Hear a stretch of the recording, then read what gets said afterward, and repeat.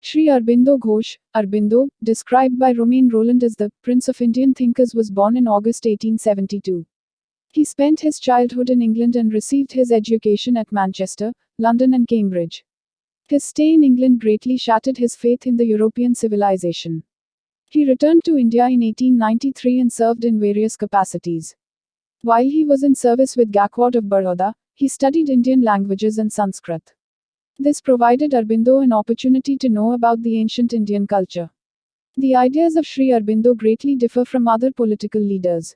He saw a very close relationship between spirituality and politics. He believed that India could not deliver the message of spirituality to the world unless it shook off bondage to the foreign yoke and become independent. In simple words, Aurobindo treated national independence not as an end in itself but as a means to a higher end, viz. to provide spiritual leadership to the world. Aurobindo adopted highly critical attitude towards the Indian National Congress, which believed in getting certain concessions by convincing the government of British India and British Parliament about the justness of their demand. Aurobindo, on the other hand, pleaded for self-help for the realization of national independence. It goes to his credit that he placed before the people of India the ideal of complete national independence and made them conscious of the moral degradation involved in subjection to foreign rule. Aurobindo criticized Congress on another ground too. It was essentially a middle-class organization which was completely neglecting the interests of the proletariat.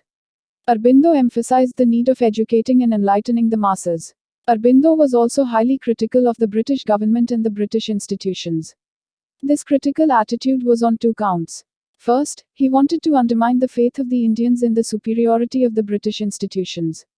Second, he wanted to assert that the British administrative system was not suitable for the Indian conditions. Aurobindo also criticized the British system of education because it killed the very soul of the Indian people. Aurobindo rejected the liberal methods of prayer, petitions and protests adopted by the moderates and advocated the method of passive resistance. However, he was not opposed to the method of violence to win freedom if it could not be achieved through other ways. However, Aurobindo considered passive resistance as the most suitable method to dislodge the English. He insisted on the boycott of British goods and adoption of Swadeshi. He also advocated boycott of government educational institutions and establishment of national schools.